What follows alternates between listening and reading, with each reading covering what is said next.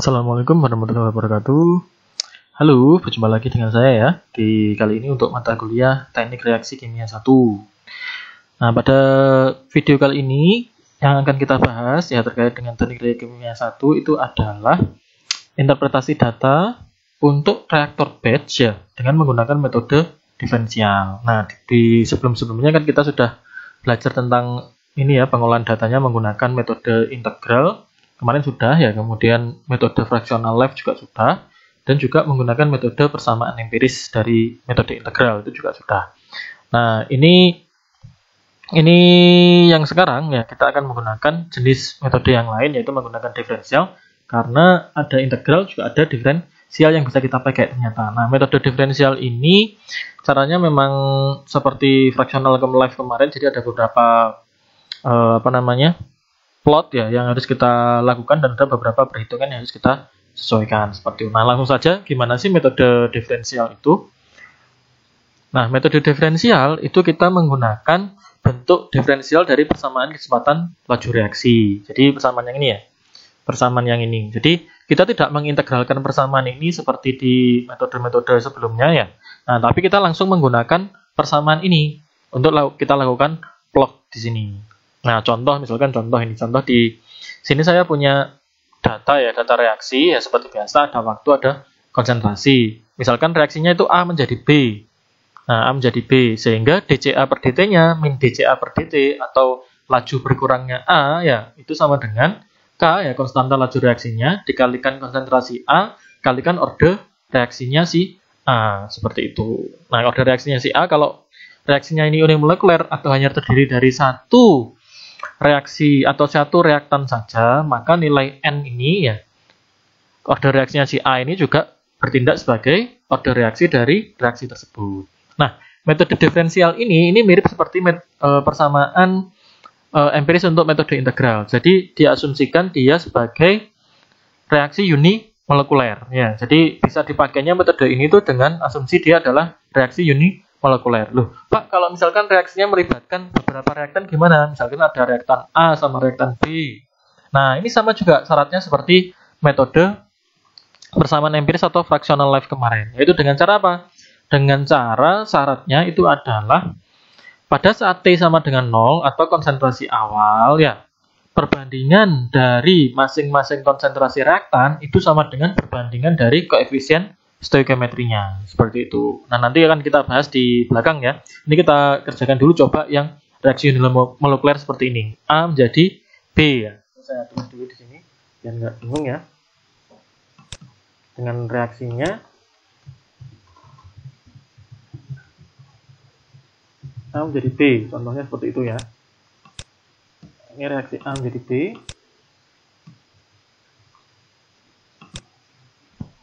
Reaksinya dari A menjadi B, sehingga min RA atau min dCA per dt-nya kita dapatkan nilai dari K kalikan CA pangkat N atau order reaksi. Nah, ini kalau kedua ruas kita log ya, kita log atau log boleh, len boleh, yang penting konsisten ya. Kalau luas kiri pakai log ya, luas kanan juga pakai log. Kalau luas kiri pakai len ya, luas kanan pakai len. Boleh di log, boleh di len, nggak masalah ya. Jadi misalkan di sini saya logkan ya kedua ruas ya, kedua ruas saya logkan. Ini kan berarti log dari min dCA per dt sama dengan, nah, log K kalikan C, ini kalau dipecahkan sama dengan log K plus log C. Nah, log C pangkat N itu sama dengan kan N kalikan log C, ya, seperti itu. Jadi, bentuk persamaan ini kalau kita lihat ya, misalkan log min dCA per dt-nya itu sama dengan Y. Nah, log K, ini karena nilainya konstan K-nya, maka dia menjadi intercept. N log C, ya, N-nya ini jadi slope ya, slope-nya garis. Jadi, garisnya nanti garis lurus. Yang diplot apa? Yang diplot adalah log min dCA per dt dengan log CA. Nanti dari slope atau gradiennya kita dapatkan nilai dari order reaksinya. Kemudian dari log K-nya atau intercept-nya kita dapatkan log K. Seperti itu grafiknya di sini. Jadi yang kita plot nanti dari metode diferensial itu adalah log min dCA per dt dan log CA. Seperti itu di sini. Oke. Nah, sekarang masalahnya ini.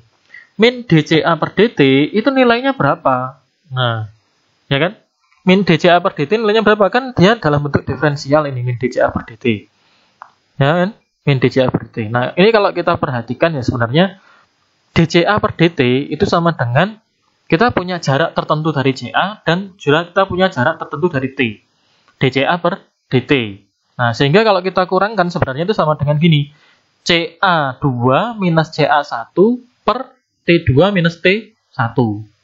Nah, sekarang pertanyaannya adalah CA2-nya itu berapa, Pak? Nah, yang diketahui di data reaksinya CA-nya untuk T tertentu itu hanya 1.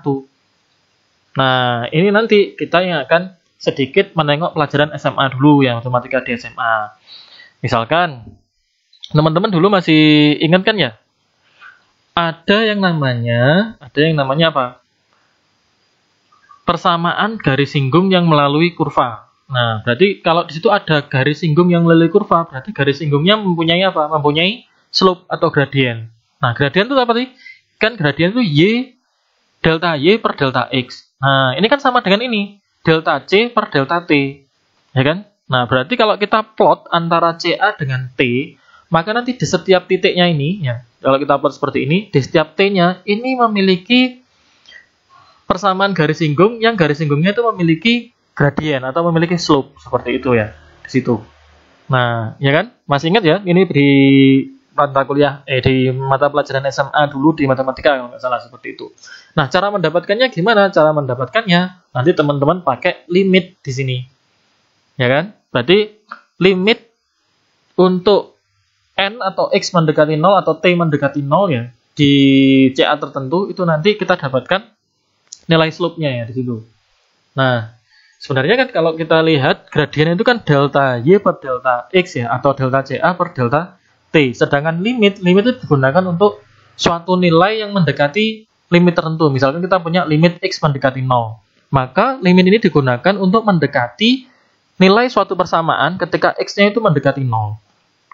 Nah, mendekati 0 itu berarti mendekati 0 ya, berarti misalkan saya tambahkan dengan 0,10 pangkat minus 9, itu kan juga mendekati 0 ya. Saya tambahkan 10 pangkat minus 7 itu juga mendekati 0, seperti itu. Nah, nanti di Excel karena kita tidak ada fungsi limit di Excel ya, kita nanti akan melakukan pendekatan secara numerik di situ dengan menggunakan nilai increment-nya ya, increment delta T-nya itu mendekati 0, misalkan 0,00001 atau 10 pangkat minus 9 atau 10 pangkat minus 7 seperti itu. Nah, ini saya ini dulu aja. Saya jelaskan secara matematik ya. Misalkan di sini saya punya persamaan Y sama dengan 5 min X kuadrat.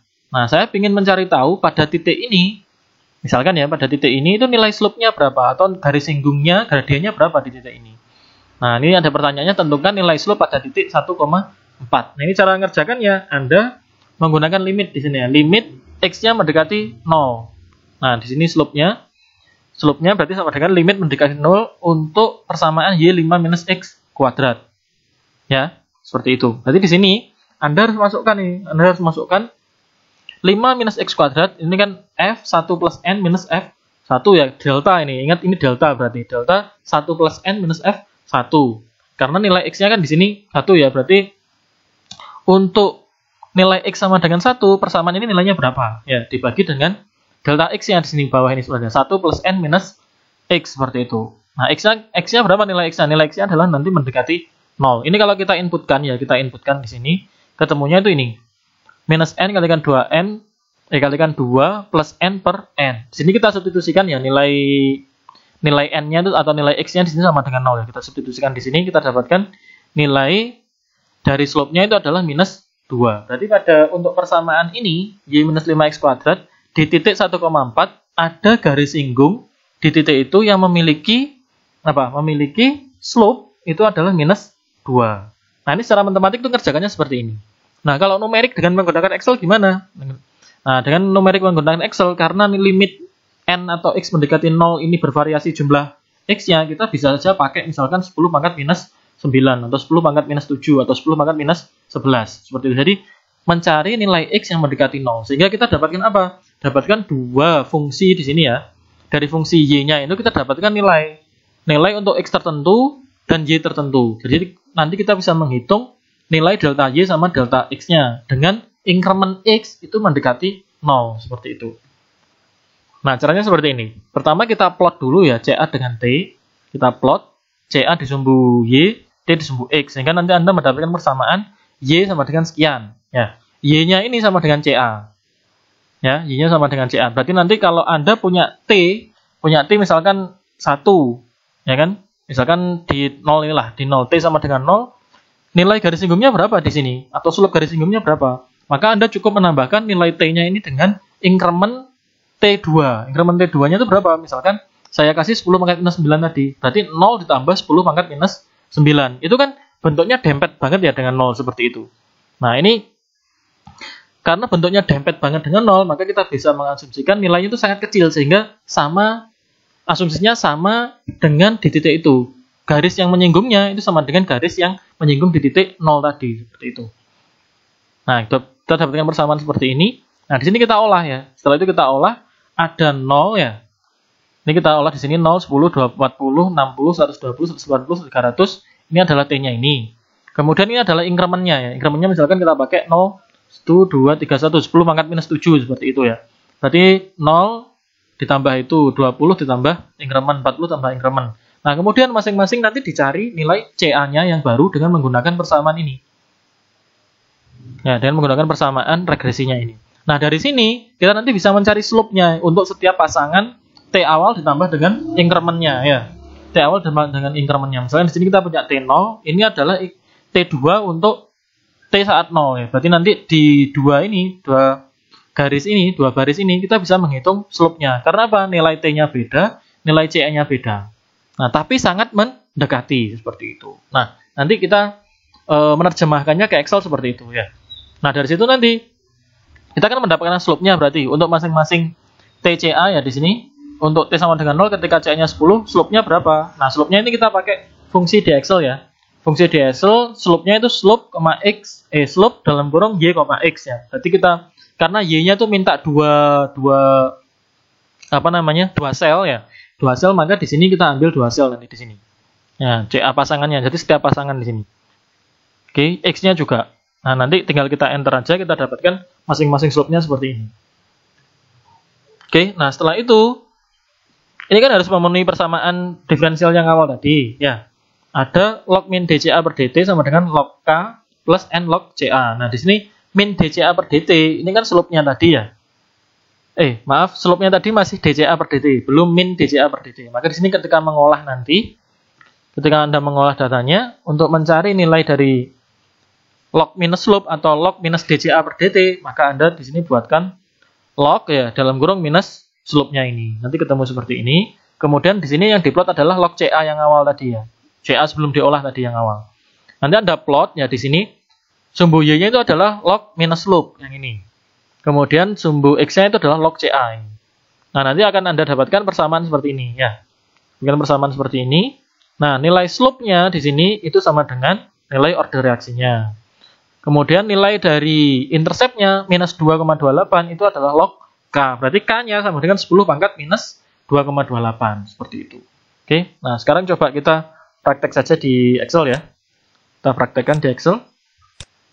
Contoh, misalkan saya punya reaksi ya, unimolekuler A menjadi B dengan data reaksi seperti ini ya. Dengan data reaksi menjadi ini. Ini reaksinya sangat cepat ya. Reaksinya sangat cepat karena penurunan dari CA-nya ini sangat cepat sekali. Nah, seperti ini kalau Anda perhatikan ya, dari 0,17 menjadi 0,016 hanya butuh waktu 5 detik. Nah, di situ nanti kita disuruh menghitung nilai K-nya berapa, kemudian order reaksinya berapa. Jadi sama seperti yang tadi, yang harus kita lakukan pertama, kita nanti ngeplot dulu ya. Nah, tapi sebelumnya kita tentukan increment-nya dulu di sini. Saya di sini increment-nya saya pakai 10 pangkat minus 7 di sini ya. Sehingga nanti untuk T2-nya ini kan T0 ditambah dengan increment. T0 tambah dengan increment. Seperti ini.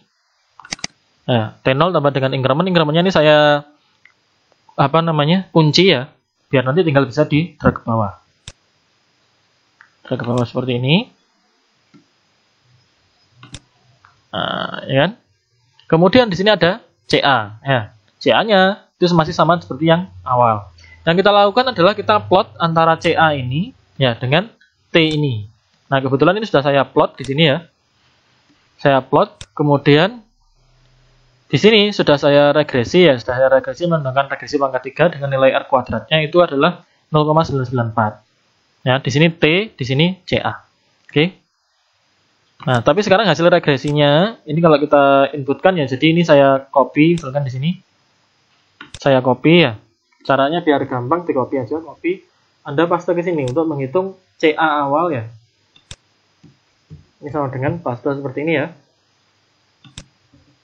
Nah, X-nya kalinya ini diganti dengan kalikan pada saat T di sini ya. Jadi ada CA1, CA2. CA1 untuk T awal, CA2 untuk T yang sudah plus increment. Ini dipangkat. Ini tinggal Anda copy. Copy sampai pangkatnya tadi ya. Paste di sini. Nah, kemudian dipaste juga di sini. Tapi jangan lupa untuk paste yang sama dengan X ini pangkatnya dihilangi, dihapus. Tinggal Anda enter seperti itu. Nah, ini tinggal Anda tarik ke samping ya. Tarik ke bawah. Nah, dia nanti akan menghitung secara otomatis ya, seperti itu. Tarik samping, tarik ke bawah. Oke. Nah, ini sepertinya kan mirip nih, ruas kanan sama ruas kiri kayaknya sih mirip ya kayaknya. Tapi kalau Anda perhatikan ini kan angka di belakang komanya bisa saya tambahkan ya. Nah, seperti ini. Ternyata beda nanti. Ini kalau saya tambahkan. Nah, beda kan? Ya. Antara ini dengan ini beda. Sehingga punya selisih seperti itu ya. Nah, ini saya kembalikan lagi ke yang awal tadi. Nah, seperti inilah biar kelihatan bedanya ya. Seperti itu. Jadi di sini bedanya sangat kecil banget ya. Bedanya 0,00007 ya. Jadi hampir tidak ada bedanya karena sangat kecil sekali. Nah, di sini sama seperti yang di caranya tadi ya. Untuk menghitung CA1 dan CA2 ini kita menggunakan persamaan regresinya di sini. Kemudian kita menghitung nilai slope ya, nilai slope antara CA2 CA1 dan T2 T1 ya di situ. Di sini nilainya gini. Sama dengan slope dalam kurung. Nah, ini diblok gini ya. Oke, koma T2-nya diblok juga. Seperti ini. Oke. Nah, tinggal di enter aja. Nanti tinggal Anda tarik ke bawah. Seperti ini. Nah, ini sudah ketemu nilai dari DCA per dt-nya. Ya. Kemudian di sini Anda plot.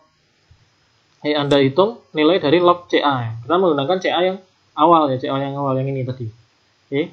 Jadi di sini Anda log CA yang awal ya. Log CA yang awal. Nah, CA yang awal Anda tarik ke bawah. Nah, persamaannya tadi kan persamaannya kan log minus DCA per dt. Berarti di sini DCA per dt kan sama dengan slope. Berarti untuk menghitung log minus DCA per dt, ini saya ganti aja. DCA per dt itu kan berarti sama dengan log dari minus slope-nya ya, seperti itu. Nah, ini seperti ini. Rumus ya kayak gini. Log minus slope-nya tadi. Oke, Anda tarik ke bawah. Tarik ke bawah.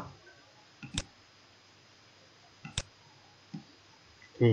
Tapi sekarang kita lihat dulu ya hasil regresinya. Tadi itu sudah memenuhi mencerminkan persamaan yang awal atau belum. Coba kita lihat di sini di bagian T sama dengan 5 itu kan nilai CA awalnya 0,16. Tapi di sini kita peroleh 0,20 ya.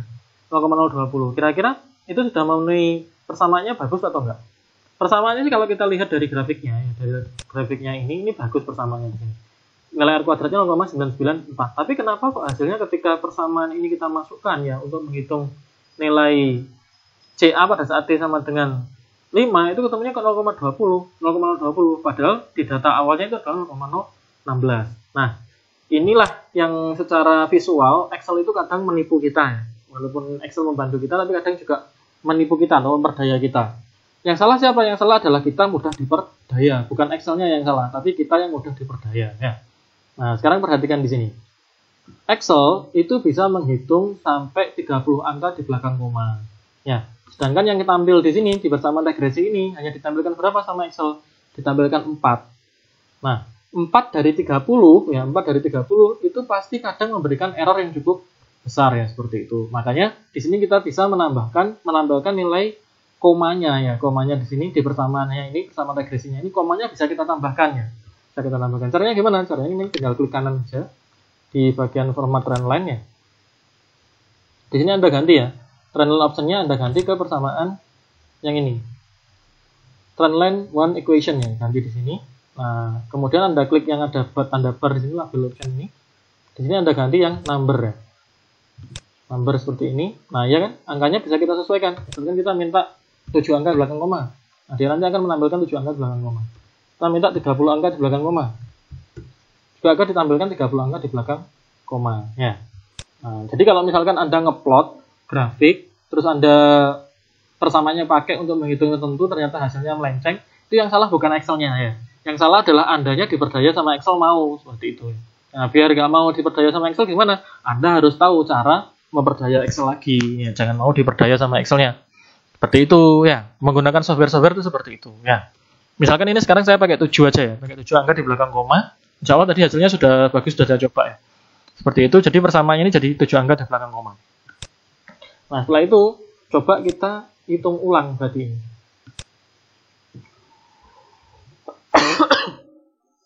Kita hitung ulang di sini. Basta ya, X-nya diganti seperti yang tadi.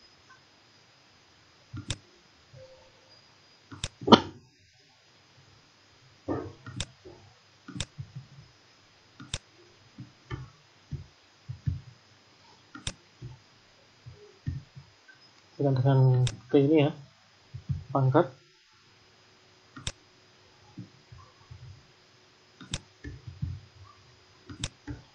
Ini jangan lupa tanda pangkatnya dihilangkan. Oke. Nah, hasilnya jadi beda ya. Hasilnya jadi beda. Ini tinggal Anda tarik ke samping dan tarik ke bawah. Nah, sekarang kan sudah mendekati nih. Dia 0,27, di sini juga 0,27, di sini 0,016, di sini 0,0157, enggak 0,02 lagi. Ya, seperti itu. Jadi pengaruh angka di belakang koma ini ternyata sangat berpengaruh sekali ya terhadap ketelitian regresi yang kita lakukan seperti itu. Tapi yang belakang-belakang nggak perlu kita hitung ulang karena dia mengikuti perhitungan ini. Oke, di sini kan berarti kita sudah dapatkan apa nih? Dapatkan grafik, dapatkan data log CA dan log min DCA per DT. Nah, di situ tinggal kita plot aja. Ini sebagai sumbu Y dan ini sebagai sumbu X. Nah, ini kebetulan sudah saya plot di sini. Saya plot ya. Berarti sumbu Y-nya itu log minus slope atau log minus DCA per DT. Kemudian sumbu Y-nya itu kita punya log CA seperti itu. Nah, dari persamaan ini, persamaan tadi kan ini. Nah, ini persamaan hasil regresinya. Y sama dengan 0,825X ya. Minus 0,5359 seperti itu. Berarti di sini Y-nya itu adalah log minus DCA per DT, N log CA itu adalah 0,825X, log K itu adalah minus 0,5399. Berarti di sini interceptnya berapa? Interceptnya saya punya minus 0,5339. Bentar, ya, seperti itu. Berarti ketemu nilai K-nya sebesar 0,29-an ya, 0,29. Tapi satuannya kita belum tahu karena nilai dari N-nya kita belum tahu atau order reaksinya belum tahu. Nah, order reaksinya ini slope. Berarti order reaksinya tinggal di ini aja. 0,825 ya. Nah, seperti itu. Maaf, tadi yang K-nya ini berarti karena log K itu adalah minus 0,5339, berarti nilai K-nya adalah 10 pangkat ya. Nah, 10 pangkat dari 0,539 kita dapatkan ini.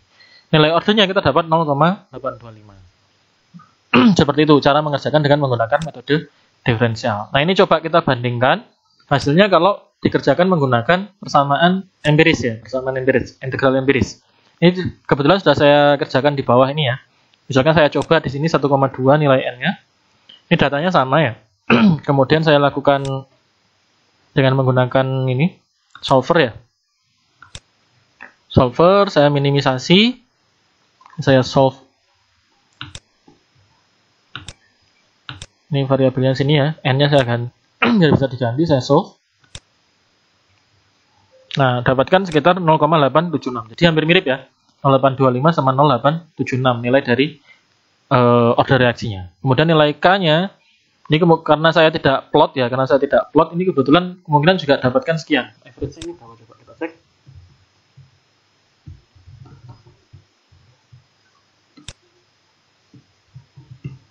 Average-nya 0,329 ya, mendekati. Di sini juga kita punya 0,29, hampir mendekati 0,3, seperti itu. Jadi caranya menggunakan persamaan diferensial seperti itu ya. Syaratnya tapi apa? Syaratnya dia dikerjakan untuk reaksi yang diasumsikan sebagai unimolekuler ya, seperti itu. atau reaksi unimolekuler, atau boleh reaksi dengan reaktannya multiple reaktan, tapi yang berpengaruh terhadap laju reaksi hanya satu reaktan aja. Seperti itu ya. Misalkan, ini bisa kita kerjakan juga ya, untuk multiple reaktan, tapi syaratnya itu tadi. Misalkan ini, kita punya persamaan, jadi sama ini, prinsipnya sama seperti yang empiris tadi. Jadi kalau kita punya nilai alfa, beta untuk koefisien stoikiometri ya, nah maka kita akan tahu perbandingannya. Syaratnya apa? Syaratnya pada saat T sama dengan 0, konsentrasi B dan A itu harus sama dengan koefisien stoikiometri. Sehingga nanti kita tahu perbandingannya. Dari perbandingan itu, nanti kita bisa substitusikan sehingga bentuk persamaan laju reaksinya menjadi dCA per dt atau KCA pangkat N. Nah, dari sini nanti kalau kita punya persamaan ini bisa kita kerjakan dengan menggunakan diferensial. Nah, kalau sudah ketemu order total reaksinya bisa kita uraikan ya. Bisa kita uraikan untuk mendapatkan order reaksi masing-masing reaktan seperti itu.